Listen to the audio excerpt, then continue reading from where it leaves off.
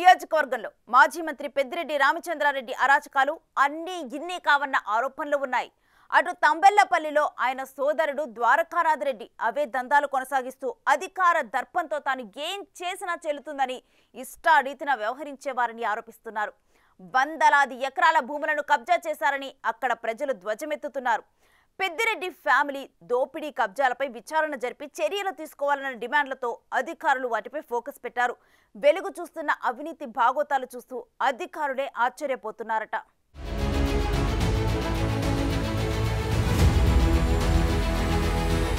మాజీ మంత్రి పెద్దిరెడ్డి ఫ్యామిలీ వారి అనుచరుల అక్రమాలు ఒక్కొక్కటిగా వెలుగు చూస్తున్నాయి. నేపాల్లో ఎర్రచందనం సీజ్ కావడంపై డిప్యూటీ సీఎం పవన్ కళ్యాణ్ తీవ్రంగా స్పందించారు. దాని వెనుక ఉన్నదెవరంటూ పరోక్షంగా పెద్దిరెడ్డిని టార్గెట్ చేశారు.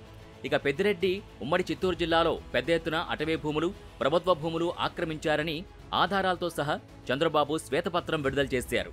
ముఖ్యంగా రాగానపల్లి ప్రభుత్వ అసైన్డ్ భూములు 982 ఎకరాలు తన బినామీలకు పట్టా చేయించుకున్నారని కలెక్టర్ విచారణలో బయటపడింది. ఇప్పుడు వాటిని రద్దు చేయాలని సీఎం ఆదేశాలు జారీ చేశారు.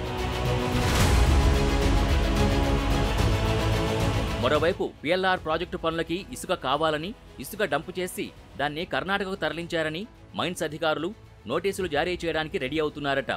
దానికి తగ్గట్టే ద్వారకానాథరెడ్డి ప్రాతినిధ్యం వహిస్తున్న తంబళ్లపల్లిలో భారీగా ఇసుక డంపులు బయటపడుతున్నాయి.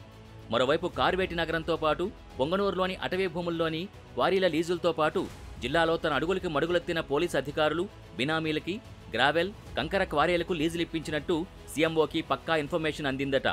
ఇందులో 2 ఎస్పీలు, 1 డీఎస్పీ, 2 సీఐలు ఉన్నట్టు సమాచారం. వారందరిపై చర్యలకు సిఐడి రంగంలోకి దిగినట్టు తెలుస్తోంది.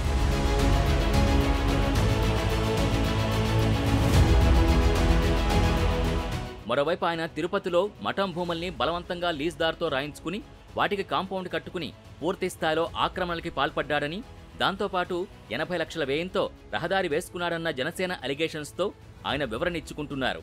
కోర్టుకు పోయి రహదారి ఖర్చుల్ని చెల్లిస్తానని పిటిషన్ వేసుకున్నారు. దాంతోపాటు తనకు రక్షణ పెంచాలని హైకోర్టుకు పోవడంతో ఆయన అసలు రంగు బయటపడిందని ఇంతకాలం ఆయన వెంట తిరిగిన వారే వదిలిపెట్టిపోతున్నారు. గతంలో ఉమ్మడి చిత్తూరు జిల్లాలో గ్రానైట్ క్వారీల లీజుదారుల్ని బెదిరించి తీసుకోవడంతో పాటు కంకర క్రషర్స్ని స్వాధీనం చేసుకోవడం లాంటి ఘటనలు జరిగాయి. వీటన్నింటిపై విజిలెన్స్తో పాటు సిఐడి విచారణకు రాష్ట్ర ప్రభుత్వం ఆదేశాలు జారీ చేసింది. మదనపల్లికి చెందిన జనసేన నాయకుడికి సంబంధించిన గ్రానైట్ క్వారీకి జరిమానాలు విధించి ఆ క్వారీని పూర్తి స్థాయిలో స్వాధీనం చేసుకుని తవ్వకాలు జరిపారని తెలుస్తోంది. మాజీ మంత్రి అమర్నాథ్ రెడ్డికి సంబంధించిన క్రషర్ని సైతం లాక్కున్నట్టు తెలుస్తోంది.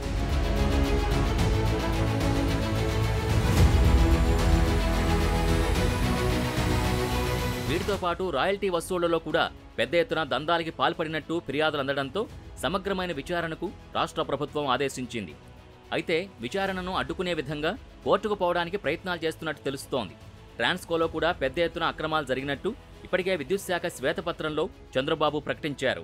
అందులో కూడా పెద్దిరెడ్డి పాత్ర ఉందంటున్నారు. ఓవైపు నియోజకవర్గంలో అడుగు పెట్టనివ్వకపోవడం, అనుచరులంతా దూరంగా పోతుండటం, మరోవైపు రాష్ట్ర ప్రభుత్వం సీరియస్గా గత ప్రభుత్వ అక్రమ చిట్టాలపై విచారణ జరిపిస్తుండటంతో ఇంతకాలం ఏకఛత్రాధిపత్యం ప్రదర్శించిన పెద్దిరెడ్డి ఒంటరి అవుతున్నట్టే కనిపిస్తోంది.